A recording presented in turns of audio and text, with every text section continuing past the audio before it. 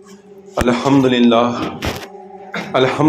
رب العالمین، الصلاۃ والسلام علی سید الانبیاء والمرسلین، اما بعد فاعوذ باللہ من الشیطان الرجیم، بسم اللہ الرحمن الرحیم۔ تمام تعریفیں، تمام بڑائیاں، تمام پاکی صرف اللہ تبارک و تعالیٰ کے لیے ہے، جو سارے عالم، ساری مخلوق کا پروردگار رب العالمین ہے، سب سے بڑا رحیم و کریم، انصاف کے دن کا مالک و حکیم، زمینوں آسمانوں کا بنانے والا، حاضر اور غائب کا جاننے والا، جو خود اجل سے ہے اور ہمیشہ قائم رہنے والا۔ اللہ تبارک و تعالیٰ کی اس حمد و ثنا کے بعد میں آپ سب کو گواہ بنا کر آپ سب کی طرف سے اور اپنی طرف سے اس بات کی شہادت یعنی گواہی دیتا ہوں کہ اللہ کے سوا کوئی عبادت کے لائق نہیں، وہ ایک ہے، اس کا کوئی شریک نہیں، اور میں گواہی دیتا ہوں کہ محمد صلی اللہ تعالیٰ علیہ وآلہ وسلم اللہ کے بندے اور اللہ کے رسول ہیں۔ اس کے بعد ایک بات جو قرآن مجید میں بار بار دہرائی گئی اور رسول کریم صلی اللہ تعالیٰ علیہ وآلہ وسلم نے جب بھی خطبہ ارشاد فرمایا تو ضرور اس بات کو دہرایا، وہ بات یہ ہے کہ اللہ تبارک و تعالیٰ جسے ہدایت دے اسے کوئی گمراہ نہیں کر سکتا، اور اللہ تبارک و تعالیٰ جسے گمراہ قرار دے پھر اسے کوئی ہدایت نہیں دے سکتا۔ تو معلوم ہوا کہ ہدایت کا دینے والا اللہ تبارک و تعالیٰ ہے، تو ہمیں چاہیے کہ ہر وقت ہم اللہ سے ہدایت کی دعا مانگتے رہیں۔ تو آؤ ہم سب مل کر دعا کرتے ہیں کہ اے اللہ تبارک و تعالیٰ، ہم سب ہدایت کے طلبگار ہیں، ہم سب ہدایت کے منگتا ہیں، ہم سب کو ہدایت عطا فرما، ہم سب کو ہر طرح کی گمراہی سے بچا، ہمیں حق کہنے اور حق سننے کی توفیق عطا فرما۔ ان اللہ وملائکتہ یصلون علی النبی یا ایھا الذین آمنوا صلوا علیہ وسلموا تسلیما۔ اللہم صلی علی سیدنا مولانا محمد وعلی آل سیدنا و مولانا محمد وبارک وسلم صلی علیہ۔ سبحان ربک رب العزت عما یصفون والسلام علی المرسلین والحمد للہ رب العالمین۔ پچھلے جمعہ ہم نے جس عنوان کا آغاز کیا تھا، یعنی اللہ کی رضا حاصل کرنے کے لیے جب ہم نکل پڑے تو اس راہ ہدایت کے سفر میں ہمیں جن چیزوں کو اپنے دل سے نکالنا ہے ان کے متعلق گفتگو کی گئی تھی۔ تو آج اسی عنوان کو آگے جاری رکھتے ہوئے جو باتیں ہمیں اپنے دل سے، اپنے کردار سے نکالنی ہیں، ان میں سب سے اول بات میں نے بتایا تھا کہ تکبر یعنی گھمنڈ کو اپنے دل سے اور اپنے کردار سے نکالنا ہے۔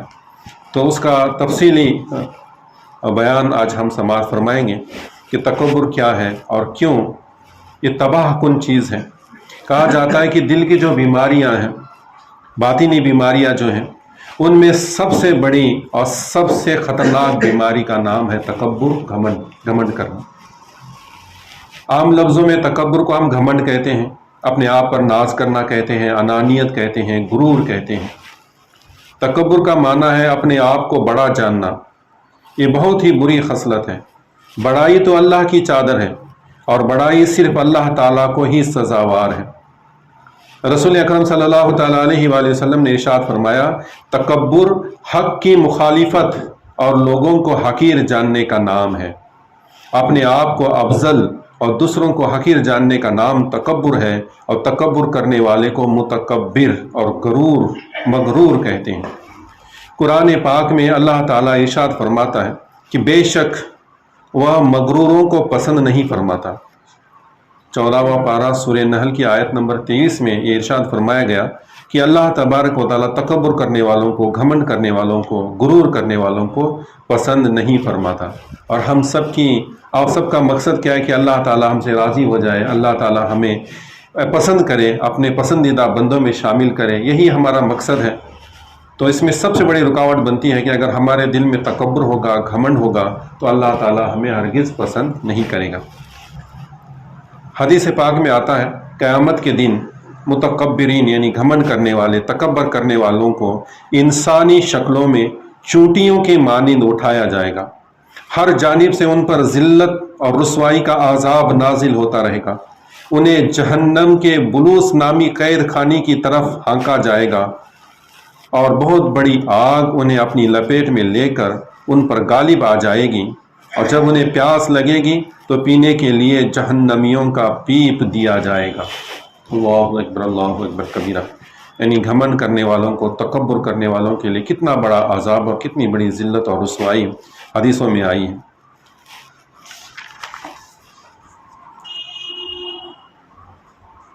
اس لیے جو ہے ہمیں اس تکبر کی بیماری سے بچنا چاہیے۔ اس بیماری کے متعلق تھوڑی اور معلومات۔ اللہ تعالیٰ نے زمین کو جب بنایا تو زمین نے اپنا پھیلاؤ دیکھا کہ زمین بہت بڑی ہے، اپنا پھیلاؤ دیکھا، اپنی بڑائی دیکھی تو غرور کرنے لگی اور غرور سے ہلنے لگی۔ تو اللہ تعالیٰ نے اس پر بھاری بھرکم پہاڑوں کو رکھ دیا، پہاڑوں کے بوجھ سے زمین تھم گئی اور پہاڑوں کو غرور آ گیا۔ تو اللہ تعالیٰ نے لوہے سے اسے مغلوب کر دیا، جو اس کا سخت سے سخت پتھر بھی کاٹ ڈالتا ہے۔ پھر لوہے نے غرور کیا تو اللہ تبارک و تعالیٰ نے اسے آگ سے مغلوب کر دیا، آگ نے اسے پگھلا کر موم کر دیا۔ پھر آگ نے غرور کیا تو اسے پانی سے مغلوب کیا گیا، حتیٰ کہ کوئی شے بھی اس قابل نہیں کہ غرور کیا جا سکے۔ ہر ایک کو مغلوب کرنے والی شے موجود ہے سوائے اللہ تعالیٰ کے، وہی ہر چیز پر قادر و مختار ہے، سب کچھ اسی کے قبضے قدرت میں ہے۔ یہ چھوٹی سی باتوں میں کیا بتایا گیا کہ زمین نے جب اپنی بڑائی دیکھی، پھیلاؤ دیکھا تو کہنے لگی میں اتنی بڑی ہوں، اسے غرور آ گیا، ہلنے لگی۔ تو پھر اللہ تبارک و تعالیٰ نے اس کی کپ کپاہٹ کو روکنے کے لیے پہاڑوں کو میخوں کی طرح، لنگروں کی طرح اس پر مسلط کیا۔ جب پہاڑ آئے تو زمین کی تھر تھرانا بند ہو گیا۔ تو پھر پہاڑوں نے غرور کیا کہ زمین کو میں نے جو ہے ساکت کر دیا ہے، تو مجھ میں کتنی طاقت ہے۔ تو پہاڑوں نے غرور کیا تو اللہ تبارک و تعالیٰ نے لوہے کو اس پر مسلط کیا، تو لوہے سے پہاڑوں کے بڑے سے بڑے پتھروں کو، چٹانوں کو کاٹا جاتا ہے۔ پھر لوہے نے غرور کیا کہ میں اس پتھروں کو بھی کاٹ سکتا ہوں، تو اللہ نے اسے بھی مغلوب کرنے کے لیے آگ کو پیدا کیا، آگ لوہے کو پگھلا دیتی۔ پھر آگ نے غرور کیا کہ میں اتنی بڑی شے ہوں کہ آگ کو میں نے لوہے کو میں نے پگھلا دیا۔ تو پھر آگ کے غرور کو کم کرنے کے لیے اللہ نے اس پر پانی کو مسلط کیا۔ یعنی چھوٹی سی بات میں بتایا گیا کہ دنیا میں ایسی کوئی شے نہیں کہ جس سے بڑھ کر کوئی شے موجود نہ ہو، ہر شے کو اللہ نے کسی نہ کسی شے سے مغلوب کر دیا ہے، سوائے ایک ذات ایسی ہے جو اللہ تعالیٰ کی ہے، اسے کوئی مغلوب نہیں کر سکتا، اس پر کوئی غالب نہیں آ سکتا، وہ ہر چیز پر قادر اور مختار ہے، اسی کا ہی بنایا ہوا سب کچھ ہے۔ اور اپنے آپ کو بڑا خیال کرنا یہ شرک اصغر کہلاتا ہے، یہ بڑا گناہ ہے، اس سے ہمیشہ اپنے آپ کو بچائے رکھیں۔ اور جان لیں کہ یہ پہلا گناہ ہے جو کائنات میں سب سے پہلے واقع ہوا، اور سب سے پہلے گناہ کرنے والا ابلیس تھا۔ جب اللہ تعالیٰ نے آدم علیہ السلام کو بنایا، تمام فرشتوں کو حکم دیا کہ سجدہ کرو، سب سجدے میں چلے گئے سوائے ابلیس کے۔ اس نے تکبر و غرور کی وجہ سے سجدہ نہیں کیا اور بہانہ اپنی جھوٹی توحید کا بنایا، کہا کہ میں کسی غیر اللہ کے سامنے سجدہ نہیں کروں گا۔ یوں تو وہ ظاہر میں توحید کا رکھوالا نظر آ رہا تھا اور شرک کا منکر تھا، لیکن بس سبب تکبر و انانیت کے وہ خود خدا کا شریک ہو رہا تھا۔ اب یہ شیطان کا واقعہ یہاں پر درج ہے، امام غزالی رحمۃ اللہ تعالی علیہ کی کتاب سے یہ بیان میں آپ کے سامنے پڑھ رہا ہوں۔ تو اس میں بتایا گیا کہ کائنات میں سب سے پہلے جو گناہ ہوا وہ تکبر کا گناہ ہوا، اور وہ کرنے والا ابلیس تھا۔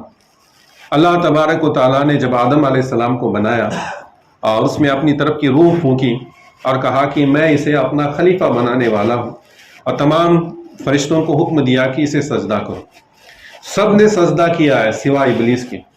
ابلیس سجدہ کرنے سے محروم رہا، اس نے سجدہ نہیں کیا۔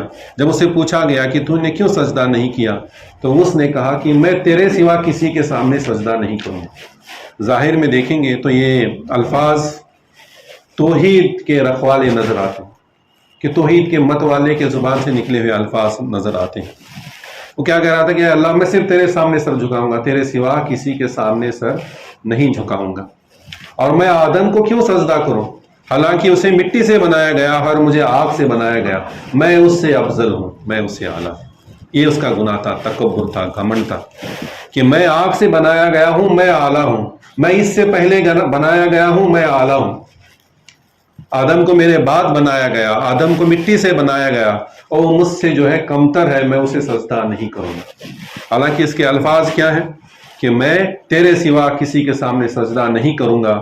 ظاہر میں دیکھنے میں ایسا لگتا ہے کہ کسی توحید کے مت والے کی زبان سے نکلے ہوئے الفاظ ہیں، لیکن وہ اپنے آپ کو بڑا سمجھ رہا تھا۔ بڑا کون ہے؟ اللہ تبارک و تعالیٰ۔ اللہ اکبر، اللہ اکبر۔ ہم اذان دین میں 5 وقت اذان دیتے ہیں، 5 وقت اقامت پکارتے ہیں، نماز پڑھتے ہیں، نماز میں بھی نہ جانے کتنی بار اس لفظ کو دہراتے ہیں۔ نماز شروع کرتے ہیں اللہ اکبر سے، رکوع میں جاتے ہیں اللہ اکبر سے، سجدے میں جاتے ہیں اللہ اکبر سے، سجدے سے اٹھتے ہیں اللہ اکبر کہہ کر۔ اذان میں کتنی مرتبہ ہم اللہ اکبر کی تکرار کرتے ہیں، اقامت میں کتنی مرتبہ ہم اللہ اکبر کی تکرار کرتے ہیں۔ اس کا معنی کیا ہے؟ اللہ بہت بڑا ہے، اللہ بہت بڑا ہے، صرف اللہ ہی بڑا ہے، اس کے سوا کوئی بڑا نہیں۔ تو شیطان کا جو گناہ ہوا وہ کیا تھا کہ وہ کیا کہہ رہا تھا کہ میں آدم سے بڑا ہوں، میں آدم سے پہلے پیدا کیا گیا، میں آدم سے بڑا ہوں، میں آدم سے بہتر ہوں، یعنی اپنے آپ کو آدم سے بڑا سمجھ رہا تھا، اور بڑا سمجھنا یعنی اپنے آپ کو اللہ کی ذات میں شریک کرنے کے برابر۔ اس لیے اللہ تبارک و تعالیٰ نے اسے ناپسند کہا، اس کی لعنت اس پر کی گئی، اور اسے اللہ کی بارگاہ سے لعنت کا توق گلے میں ڈال کر مردود بارگاہ الہی بنایا گیا، اور قیامت تک اس پر اللہ کے فرشتوں کی اور تمام انسانوں کی اس پر لعنت ہوتی رہے گی، لعنت برستی رہے گی۔ تو یہ وہ گناہ ہے جو ہمیں کہاں سے کہاں پہنچا دے گا، آسمان سے زمین پر گرا دے گا، اونچائی سے جو ہے پستی کی طرف گرا دے گا۔ جس طرح شیطان کون تھا؟ فرشتوں کو تعلیم دینے والا، فرشتوں کو سکھانے والا، اور تکبر کرنے کی وجہ سے ایسا لعنتی کا توق اس کے گلے میں ڈال کر جنت سے، آسمانوں سے نیچے زمین پر پھینک دیا گیا۔ تو تکبر کو اپنے آپ سے دور رکھیں۔ ایک ایسی صفات جو صرف اللہ تعالیٰ کی ہے اسے اپنے آپ میں سمجھ رہا تھا، لہٰذا اس توحید کے جھوٹے دعوی کو کفر کا فتویٰ لگا کر اور قیامت تک کے لیے لعنت کی توق گلے میں ڈال کر اللہ تعالیٰ کی بارگاہ سے نکال دیا گیا۔ اللہ تعالیٰ نے قرآن مجید میں فرمایا، ترجمہ ہے کہ اس نے انکار کر دیا اور تکبر کیا اور کافر ہو گیا، یعنی جس نے اللہ کے حکم کو انکار کر دیا اور اپنے آپ کو بڑا سمجھا، تکبر کیا، وہ اللہ کی بارگاہ سے لعنتی اور دھتکار دیا گیا اور کافروں میں شامل ہو گیا۔ تو یہ بہت بڑی دل کی بیماری ہے، اس بیماری کو اپنے آپ سے نکالنا ہے۔ اور انسان آخر تکبر کر کیسے سکتا ہے؟ امام غزالی رحمۃ اللہ تعالی علیہ فرماتے ہیں کہ اے عزیز، تیری ابتدا ایک گندا نطفہ ہے، تیری انتہا ایک مردار ہے، اور اس وقت تو پیٹ میں غلاظت لیے پھر رہا ہے، سمجھ میں نہیں آتا تو کس بات پر تکبر کر رہا ہے۔ جب طوفان آتا ہے تو تکبر سے کھڑا ہوا درخت اکھڑ جاتا ہے، وہیں عاجزی اور انکساری کے ساتھ طوفان میں جھکنے والی گھاس طوفان کے جانے کے بعد پھر کھڑی رہ جاتی ہے۔ میرے بھائیوں سنو، حضرت سلیمان علیہ السلام کو اللہ تعالیٰ نے کیسی حکومت عطا فرمائی؟ جانوروں پر حکومت، چرندوں پر حکومت، پرندوں پر حکومت، دریائی جانوروں پر حکومت، انسانوں پر، جناتوں پر، سب پر اللہ تعالیٰ نے آپ کو حکومت عطا فرمائی، لیکن آپ نے کبھی بھی تکبر نہیں کیا، تکبر کو، گھمنڈ کو اپنے پاس آنے نہیں دیا۔ امام غزالی رحمۃ اللہ تعالیٰ علیہ اپنی کتاب کیمیاء سعادت میں ایک حدیث نقل کرتے ہیں کہ ایک مرتبہ حضرت سلیمان علیہ السلام نے حکم دیا کہ سب باہر نکل آؤ، 2 لاکھ جنات، 2 لاکھ آدمی جمع ہو گئے۔ پھر آپ نے اپنے عظیم الشان تخت پر اپنا دربار لگایا اور ہوا کو حکم دیا کہ اڑا کر اوپر لے جا۔ چنانچہ ہوا نے آپ کے لشکر سمیت آپ کو اوپر اٹھا لیا اور آسمان تک پہنچا دیا، یہاں تک کہ حضرت سلیمان علیہ السلام نے فرشتوں کی تسبیح کی آواز سنی۔ پھر زمین کی طرف جانے کا حکم دیا، تو پھر تہے دریا تک ہوا نے آپ کو پہنچا دیا، یعنی دریا کی جو سب سے گہرائی ہوتی ہے اس گہرائی کی آخری سیما تک آپ کو اور آپ کے تمام لشکریوں کو پہنچا دیا۔ تو وہاں پر آپ نے ایک آواز سنی کہ کہ اگر سلیمان کے دل میں ذرہ برابر بھی تکبر و غرور پیدا ہوتا تو آسمان کی طرف جانے سے پہلے اللہ تبارک و تعالیٰ اسے زمین کے نیچے پہنچا دیتا۔ دیکھو سلیمان علیہ السلام کو اللہ تبارک و تعالیٰ نے کیسی سلطنت، کیسی حکومت عطا فرمائی۔ وہ بھی جب آسمان پر اپنے لشکر سمیت پہنچے تو وہاں فرشتوں کی زبان میں اللہ کی تسبیح سنی۔ جب زمین میں دریا کے نیچے گہرائی میں تہ تک پہنچے تو وہاں پر انہیں یہ آواز سنائی تھی۔ انبیاء کرام تو معصوم ہوتے ہیں، وہاں تکبر کہاں؟ یہ تو صرف ہمارے سمجھانے کے لیے فرمایا گیا تاکہ ہم کچھ اس سے سبق حاصل کریں اور تکبر کو اپنے آپ سے دور رکھیں۔ اللہ تعالی ہمیں اسی عظمت سے نوازے، تو ہمیں چاہیے کہ اور بھی توجہ اور انکساری کے ساتھ ہم جو ہے اللہ کے سامنے اس کا شکر بجا لائیں۔ ہمارے آقا حضور صلی اللہ تعالیٰ علیہ وآلہ وسلم سے کائنات میں کون بڑا ہے؟ کوئی نہیں سوا اللہ تعالیٰ کے۔ شب معراج آپ وہاں پہنچے جہاں کوئی نبی نہیں پہنچ سکتا، کوئی رسول نہیں پہنچ سکتا، کوئی فرشتہ نہیں پہنچ سکتا، مگر اتنی بڑی بلندی پا لینے کے باوجود جب اللہ تعالیٰ نے اپنے حبیب سے پوچھا کہ اے میرے حبیب تو بتا کہ تجھے کیا چیز چاہیے اور کس مرتبے سے تجھے میں مشرف کروں، تو آپ صلی اللہ تعالیٰ علیہ وآلہ وسلم نے اللہ کی بارگاہ میں عرض کیا کہ اے اللہ مجھے عبدیت کے ساتھ مشرف فرما۔ آپ سلیمان علیہ السلام کا واقعہ سنانے کے بعد حضور صلی اللہ تعالیٰ علیہ وآلہ وسلم کی معراج کا واقعہ یہاں پر ہماری نظروں کے سامنے لایا گیا کہ حضور صلی اللہ علیہ وسلم سے بڑھ کر دنیا میں کوئی نہیں، نہ کوئی نبی، نہ کوئی رسول، نہ کوئی فرشتہ، صرف اللہ جو ہے، اللہ کے بعد اگر کسی کا مرتبہ ہے تو حضور کا مرتبہ ہے۔ اتنی بڑی ہستی، اور انہیں جب معراج کا سفر ہوا، معراج کو جب اللہ کی بارگاہ میں پہنچے، سب کو پار کرتے ہوئے اللہ کی بارگاہ میں پہنچے، تو اللہ تبارک و تعالیٰ نے جب پوچھا حضور سے کہ اے میرے حبیب بتا تجھے کس مرتبے پر فائز کروں، تو انہوں نے کیا مانگا؟ کتنے بڑے الفاظ ہیں اور کتنے پیارے الفاظ ہیں کہ حضور صلی اللہ تعالیٰ علیہ وآلہ وسلم نے یہ نہیں کہا کہ مجھے تمام نبیوں کا سردار بنا دے، تمام انسانوں کا سردار بنا دے، مجھے یہاں بٹھا، مجھے وہاں بٹھا، نہیں، آپ نے وہاں جا کر کہا، جب پوچھا اللہ تبارک و تعالیٰ نے تو حضور نے فرمایا کہ اے اللہ مجھے عبدیت عطا فرما، تو معبود ہے، مجھے تیرا بندہ بنا، تیرا پسندیدہ بندہ بنا، تو مالک میں تیرا بندہ، تو خالق میں تیرا بندہ۔ تو اللہ کو یہ بات اتنی پسند آئی کہ حبیب نے مانگا تو کیا مانگا؟ عبدیت کو مانگا۔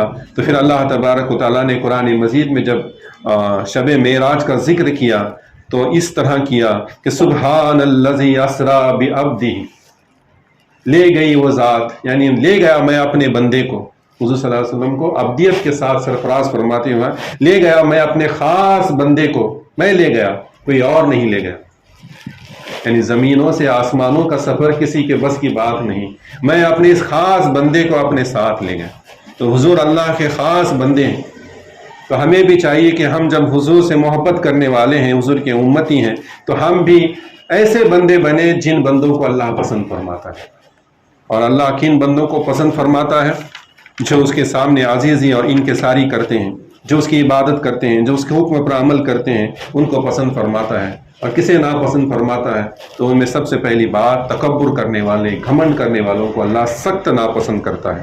تو ہمارے اندر اگر یہ بیماری ہو، گھمنڈ کرنا، اپنے آپ کو بڑا سمجھنا، تو اس کو اپنے دل سے نکال دینا ہے۔ ایک حدیث میں آتا ہے کہ آپ صلی اللہ تعالیٰ علیہ وآلہ وسلم نے ارشاد فرمایا کہ جس کے سینے میں ذرہ برابر بھی تکبر ہوگا، گھمنڈ ہوگا، اللہ تعالیٰ اسے کبھی جنت میں داخل نہیں فرمائے۔ تو یہ بہت بری خصلت ہے، بہت بری صفات ہے، جس صفات کو اگر ہمارے اندر ہے تو ہمیں اسے نکال کر پھینک دینا ہے تاکہ ہم اللہ کے پسندیدہ بندے بنیں۔ اس کے بعد امام غزالی رحمۃ اللہ تعالیٰ علیہ آگے بیان فرماتے ہیں کہ 8 چیزیں انہوں نے ایسی گنائی ہیں جن کی وجہ سے انسان اپنے آپ میں تکبر محسوس کرتا ہے، گھمنڈ محسوس کرتا ہے۔ ان میں سب سے پہلی کیا ہے؟ علم۔ بعض औकात इंसान को ज़्यादा इल्म मिल जाने की वजह से वो तकब्बुर करने लगता है कि मेरे पास इल्म है, इनके पास इल्म नहीं है, तो मैं इनसे बड़ा हूँ, मैं बेहतर हूँ। तो इसका इलाज भी इमाम गज़ाली रहमतुल्लाहि तआला अलैह ने बताया है। इलाज क्या है? इलाज ये है कि शैतान मरदूद का अंजाम याद करे। जब इल्म की वजह से घमंड आ जाए तो शैतान का अंजाम याद करे कि शैतान इतना बड़ा आलिम के फरिश्तों को सिखाया करता था, घमंड किया तो लानत का तोप गले में डालकर जन्नत से आसमानों से नीचे फेंक दिया गया। तो इल्म की वजह से भी घमंड न करें। इल्म आया है तो शुक्र अदा करें कि अल्लाह ने हमें इल्म दिया है। दूसरी बात बताइए, इबादत और रियाजत। जब हम इबादत करने लग जाते हैं, बंदगी करने लग जाते हैं, नमाज, रोज़ा, हज, ज़कात सब अदा कर लेते हैं, तो शैतान हमें फिर वसवसा डालता है कि तू कितनी बड़ी इबादत करने वाला, तू कितनी नमाजें पढ़ने वाला, तू कितने रोज़े रखने वाला, तू कितनी कुरान मजीद को पढ़ने वाला, कितना बड़ा इबादत करने वाला है। और दूसरे देख जो नमाज नहीं पढ़ते, दूसरे देख जो कुरान नहीं पढ़ते, तो फिर जब उनकी तरफ नज़र करता है तो अपने आप को बड़ा जानता है कि मैं बड़ा हूँ और ये हकीर है। तो इस वजह से भी इंसान के अंदर घमंड आ जाता है। इसका इलाज इमाम गज़ाली रहमतुल्लाहि तआला अलैह बताते हैं कि बंदा सोचे कि इसमें मेरा क्या कमाल है, ये तो अल्लाह की तौफीक और उसका फजल व करम है, और अपने आप को डराए कि तकब्बुर करने से मेरी इबादत अल्लाह की बारगाह में मकबूल होने के बजाय मरदूद हो जाए तो मैं क्या करूँगा, और जन्नत के बजाय जहन्नम में ले जाएगी। तो इबादत का तौफीक मिलना, इसमें हमारा कुछ नहीं है कि अल्लाह ने तौफीक दी तो हम आए। अब बाहर न जाने कितने मुसलमान घूम रहे हैं, कितने नौजवान ऐसे हैं जो पान की टपरियों पर हमें अब खड़े हुए सिगारेट का कश लगाते हुए, गुटखा खाते हुए नजर आएंगे। अल्लाह ने उन्हें तौफीक न दी, वो वहां पर रह गए। अल्लाह ने हम सबको तौफीक दी तो हम मस्जिद में आए हैं अल्लाह की बारगाह में अपनी ज़मीन को झुकाने के लिए, अपने अल्लाह की बारगाह में सजदा अदा करने। ये अल्लाह की तौफीक है। इस पर भी तकब्बुर और घमंड, इमाम गज़ाली फरमाते हैं कि इस पर भी तकब्बुर और घमंड न करो, क्योंकि ये इसमें तुम्हारा कोई कमाल नहीं, ये अल्लाह ने तुम्हें दिया, ये तौफीक दी तो तुम यहाँ आए हो। और घमंड करोगे तो सजदा करने से तुम्हें सवाब मिलना है। अगर सजदा घमंड के साथ करोगे तो अल्लाह तुम्हारे सजदे को कबूल नहीं फरमाएगा, तुम्हारी इबादतों को कबूल नहीं फरमाएगा, जन्नत के इनाम के बजाय दोज़ख के आज़ाब के हकदार बनोगे। तीसरी चीज़ उन्होंने बताई है माल और दौलत। जिसके पास माल और दौलत है, बंगला है, कार है, बैंक बैलेंस है, नौकर चाकर हैं, वो भी बसा औकात तकब्बुर में मुब्तला हो जाते हैं। इसके लिए इमाम गज़ाली रहमतुल्लाहि तआला अलैह फरमाते हैं कि इसका इलाज ये है कि बंदा इस बात का यकीन रखे कि एक दिन सब कुछ छोड़कर खाली हाथ दुनिया से जाना है। न कब्र में तिजोरी होती है, न कफन में जेब होती है। खूब इकट्ठे कर लो हीरे मोती, पर याद रखो कफन में जेब नहीं होती। कितना भी माल और दौलत कमाए, पैसा हो, बैंक बैलेंस हो, गाड़ी हो, बंगला हो, सब कुछ यहाँ रह जाएगा और हम कब्र में चले जाएंगे। वहां सबका लिबास कफन होगा। अमीर का भी लिबास कफन, गरीब का लिबास भी कफन होगा। अमीर के लिए भी 2/6 की वो जगह, वही उसकी आखिरी मंजिल होगी। अमीर से बड़ा अमीर होगा, बादशाह भी होगा, तो उसके लिए 2/6 की ही कब्र, उसका घर, उसका अंतिम ठिकाना होगा। और सब कुछ छोड़कर जाना है। तो जो माल और दौलत हमारे पास है, इस पर भी घमंड करने की ये चीज नहीं है। ये माल और दौलत, ये दुनिया, इमाम गज़ाली रहमतुल्लाहि तआला अलैह फरमाते हैं, एक तवायफ की तरह है, एक फहशा औरत की तरह है। ये कल किसी और की बाहों में थी, आज तुम्हारी बाहों में है, तो इस पर घमंड न करो। कल किसी और की बाहों में थी और तुम्हारे बाद किसी और की बाहों में चली जाए। ये माल और दौलत, ये दुनिया न पहले हमारी थी, किसी और ने इस पर राज किया है, किसी ने और ने इसके लुत्फ उठाया है, आज ये हमारे पास आई है, तो कल किसी और के पास भी जाने वाली है। तो माल और दौलत पर भी घमंड न करो। इसके बाद चौथी बात उन्होंने बताई है वो हसब और नसब। लेकिन वक्त हुआ चाहता है, इंशाअल्लाह तबारक व तआला इसी मौजू पर